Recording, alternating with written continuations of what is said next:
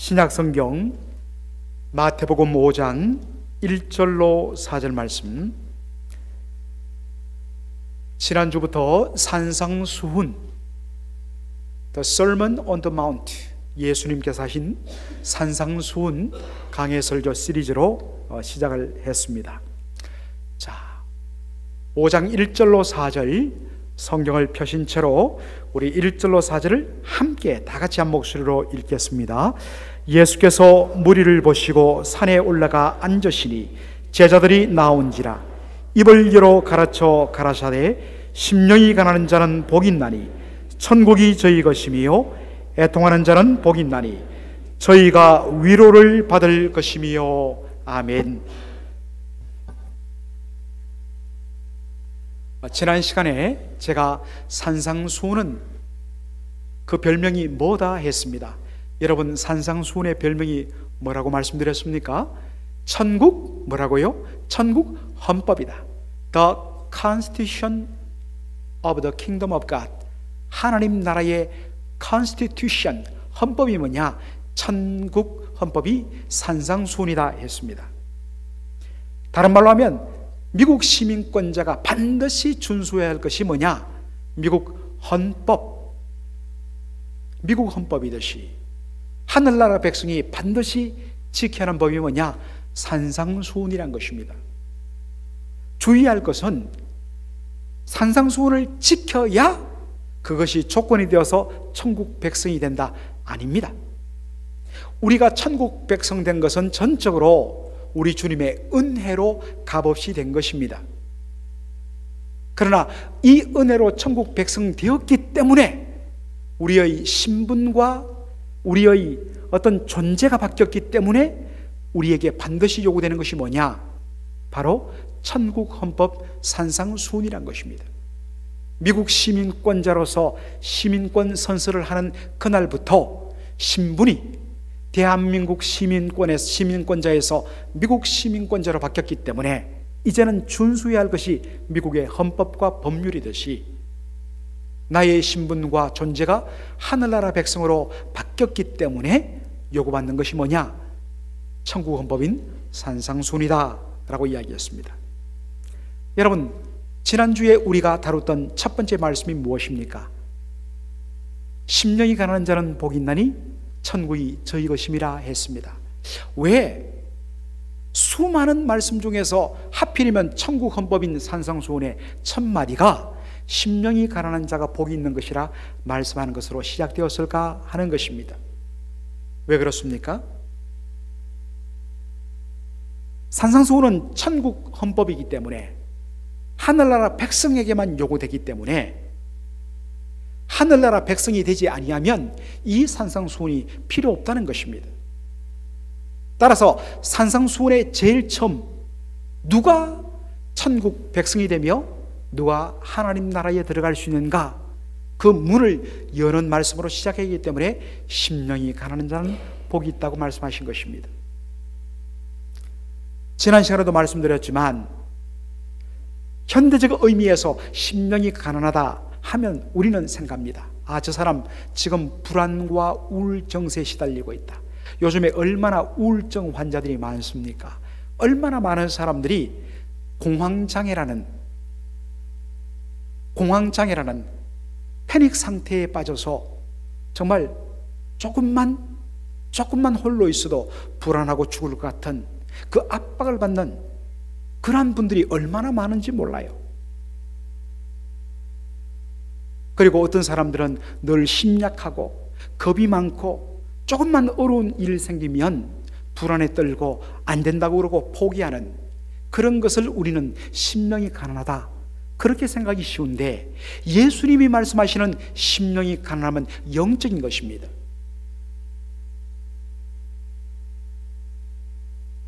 제대로 하나님을 만나기 전에는 자신의 존재에 대해서 자신이 섰습니다.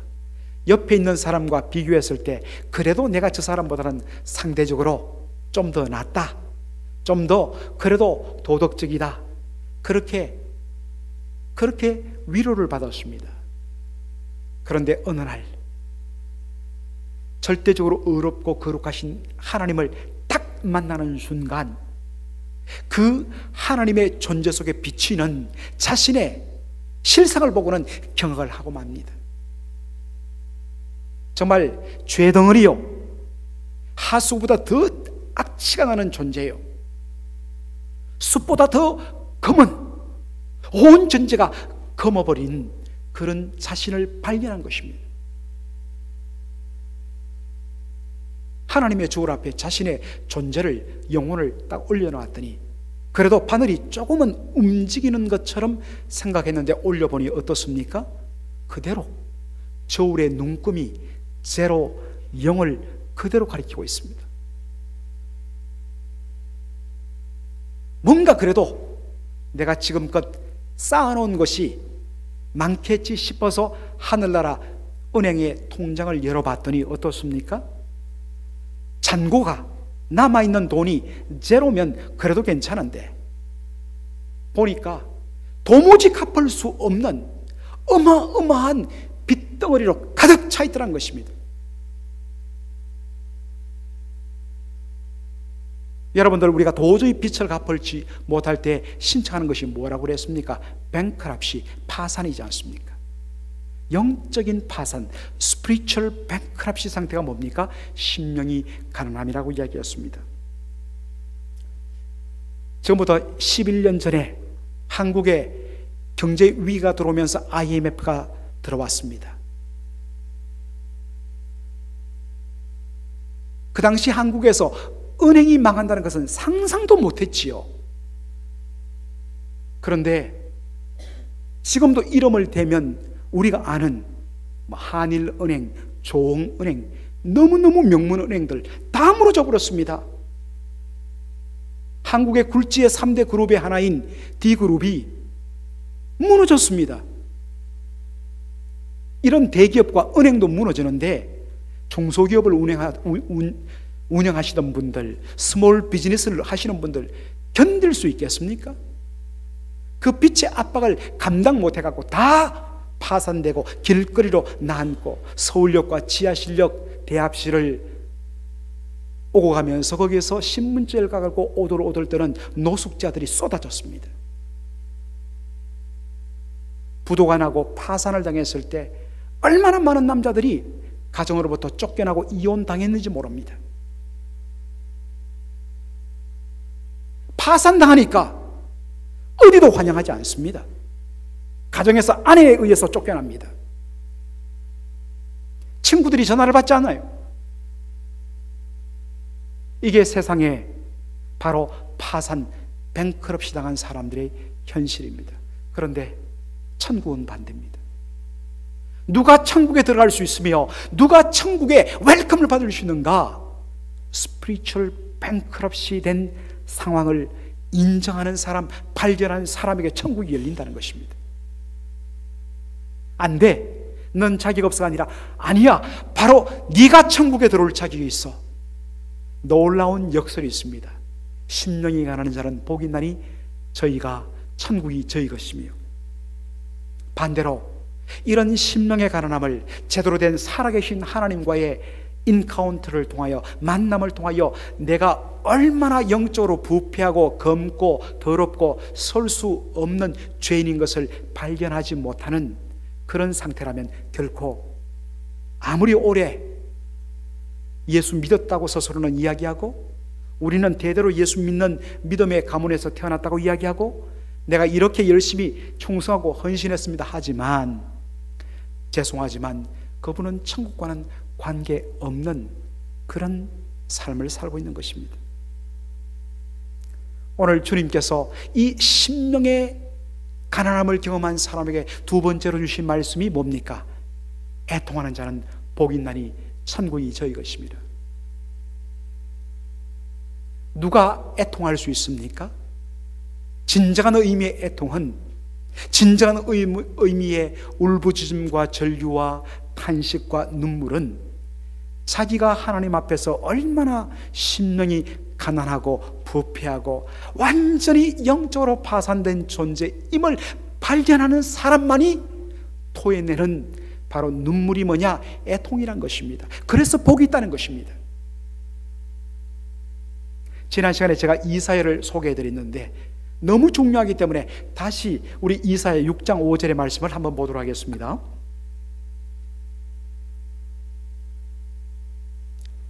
절대적으로 거룩하신 하나님 앞에 딱 서 있는 자신을 발견했을 때 이사야가 토해낸 고백이 무엇입니까?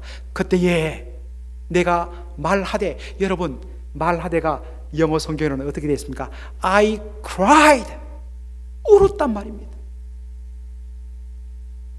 하나님 앞에 완전히 ruined, 망하게 된 자신을 발견하고서 통곡했다는 것입니다. 화로다 나여 망하게 되었도다. 나는 입술이 부정한 사람이요. 왜 입술이 부정하다고 이야기했다고 했죠? 입은 유대인의 개념에서는 바로 마음속에 있는 것들이 바깥으로 나타나는 통로라고 그랬습니다. 그러므로 입술이 부정하다는 것은 뭐라고 그랬습니까? 그 사람의 마음속이 온갖 악한 생각과 미움과 살인과 간음과 더러움으로 가득 차 있다는 의미라고 그랬습니다. 살아계신 하나님과의 만남을 통해서 자신의 실체를 발견했을 때 나타나는 자연스러운 산물이 뭐냐? 애통입니다. 화로다 나여 망하게 되었다. Woe to me, I am ruined.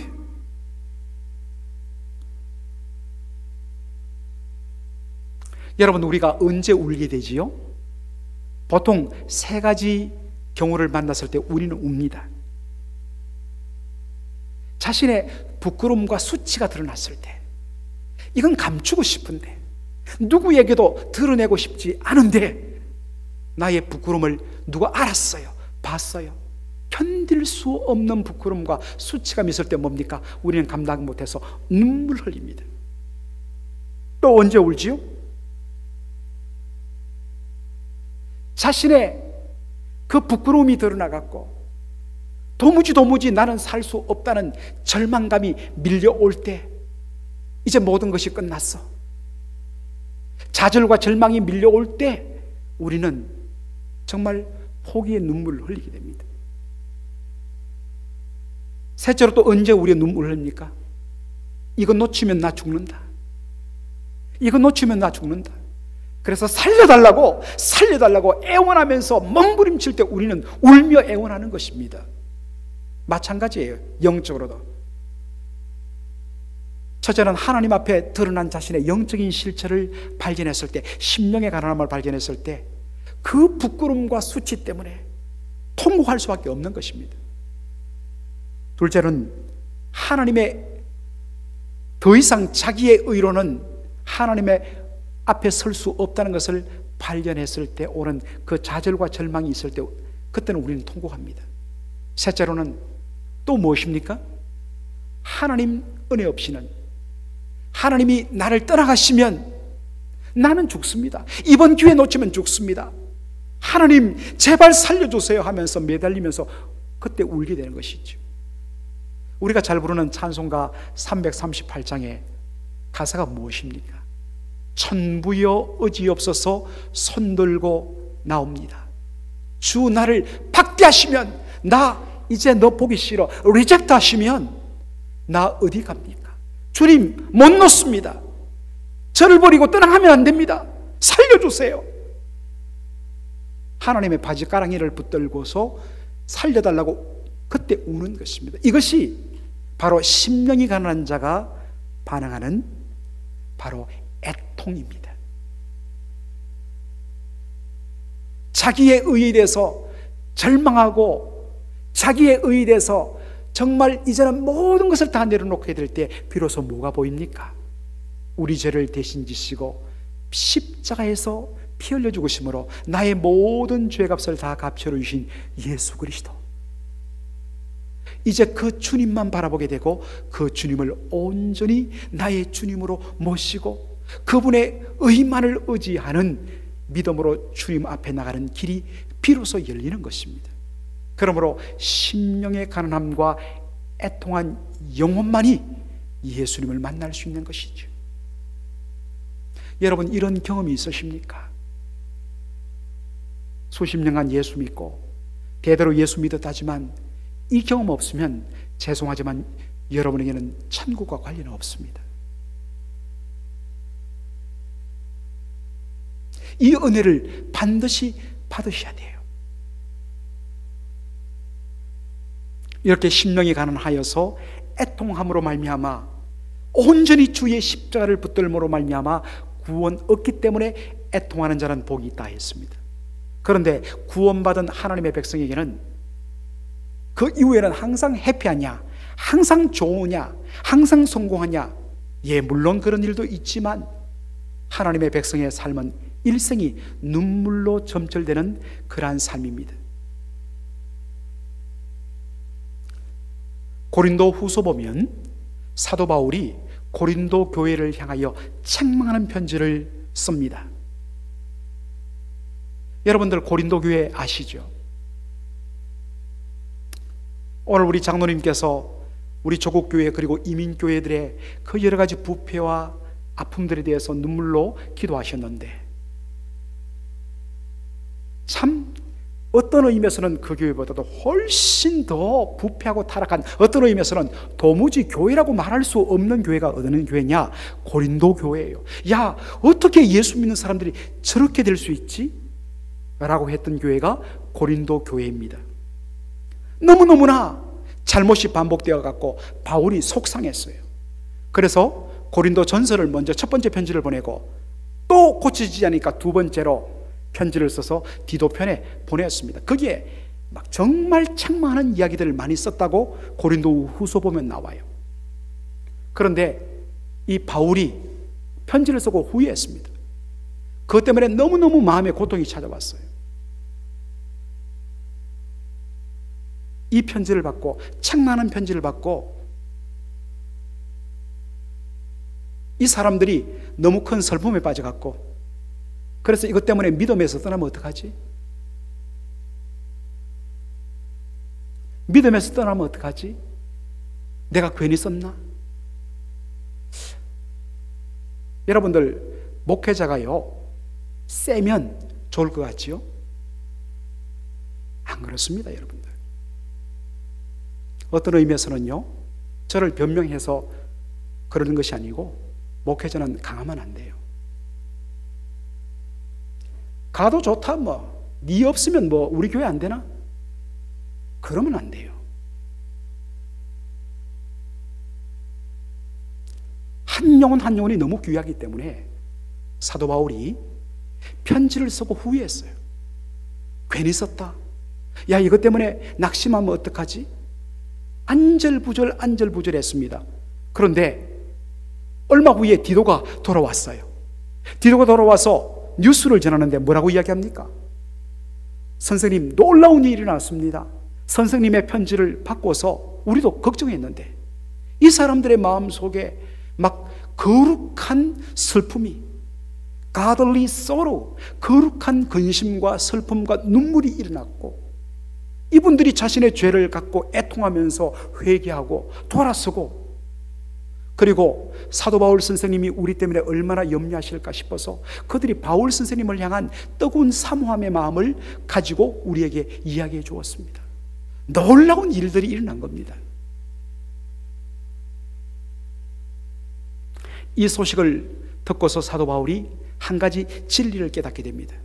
그것이 고린도 후서 7장 10절에 나오는 말씀인데요, 우리 다 같이 한번 읽을까요? 시작. 하나님의 뜻대로 하는 근심은 후회할 것이 없는 구원에 이르는 하는 회개를 이루는 것이요, 세상 근심은 사망을 이루는 것이니라. 자, 여러분 저를 좀 보십시오. 저의 눈을 좀 맞추십시오. 여러분들 부탁드립니다.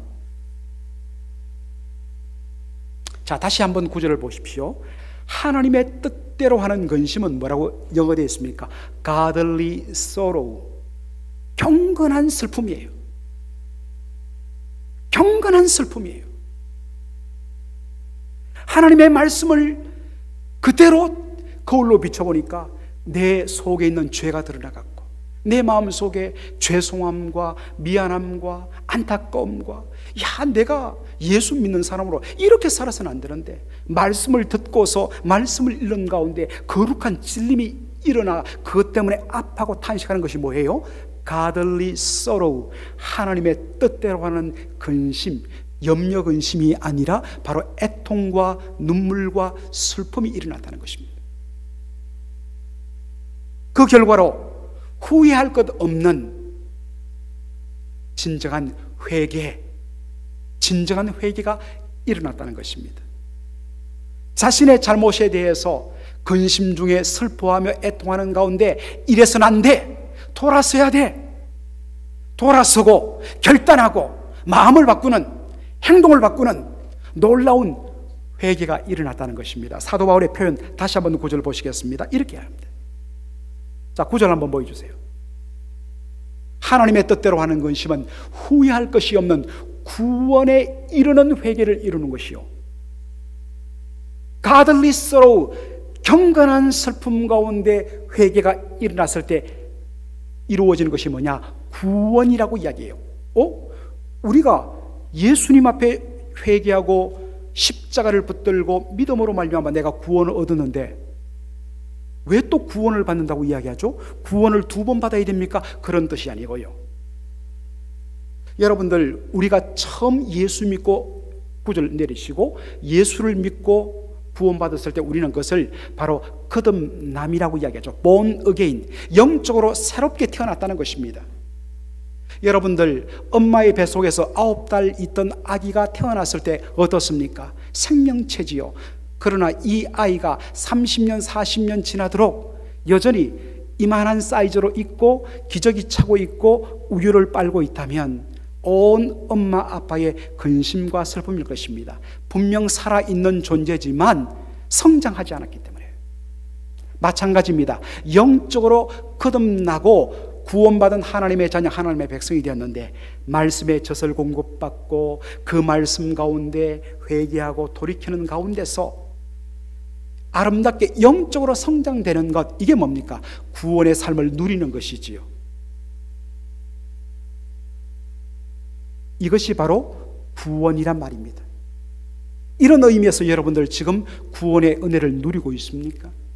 분명 예수 믿고 구원 받았었을 것입니다. 그런데 보면 아직도 너무나 어린아이 상태로 머무시는 분들이 참 많으세요. 죄송합니다만 심지어 30년, 40년 예수 믿었다고 하시는데도 여전히 어린아이의 상태에 머무는 분들을 제가 보게 됩니다.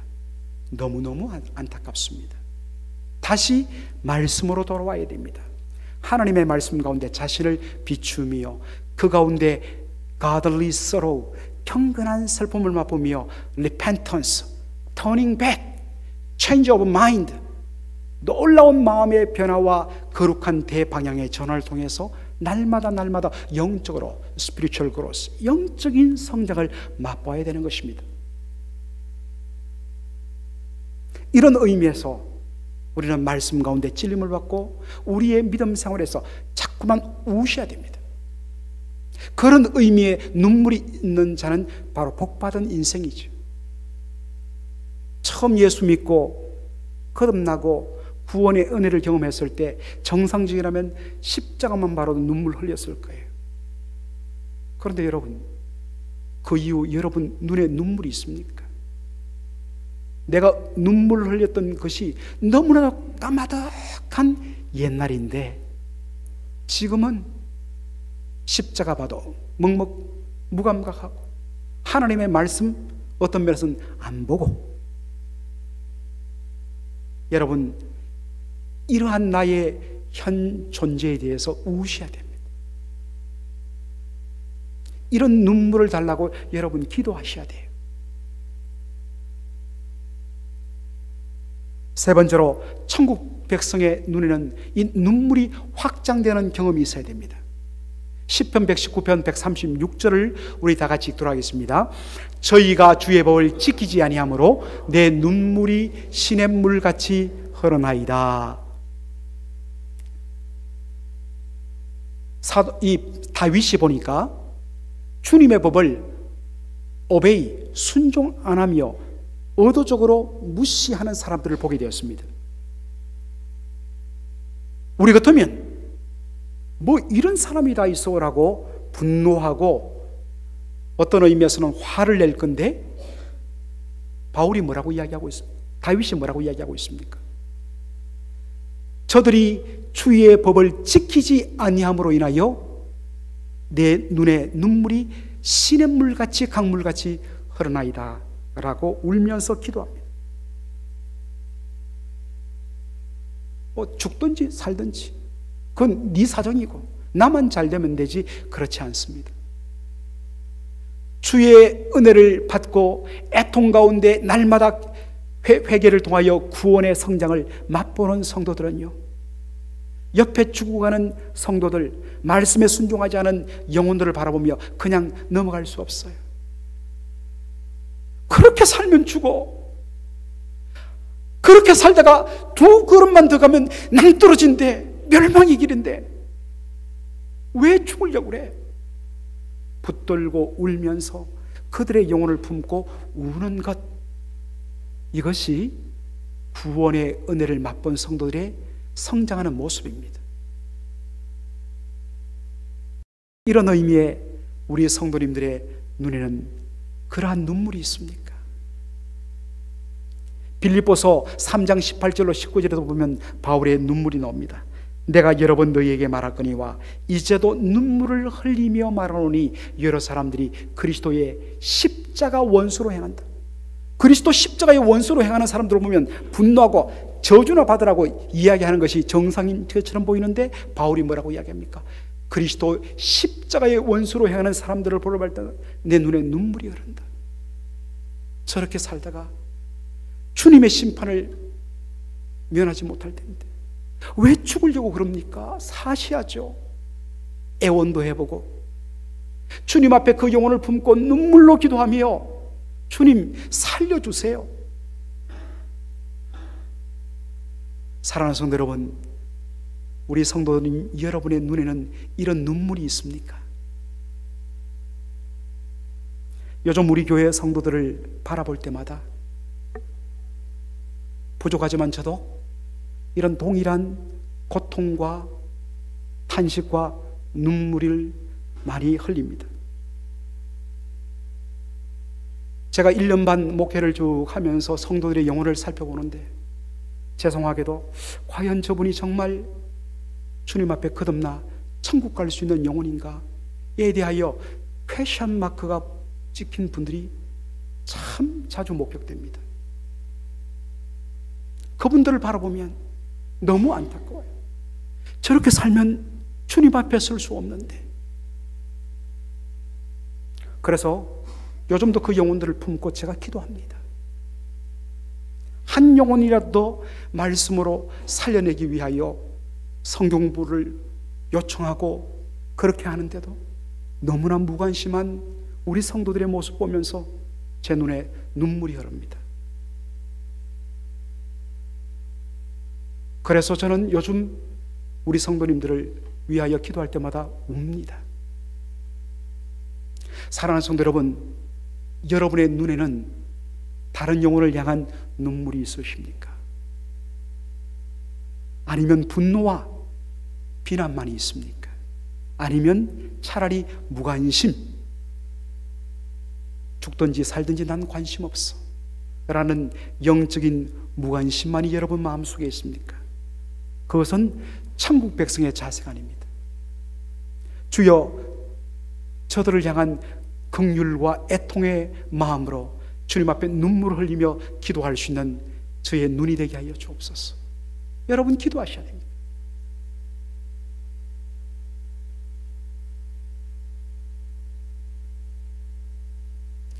이 땅을 살아가면서 우리는 우리 인생에 어떤 의미에서는 모든 부분에 도돌이표가 찍혀 있는 것을 발견할 것입니다.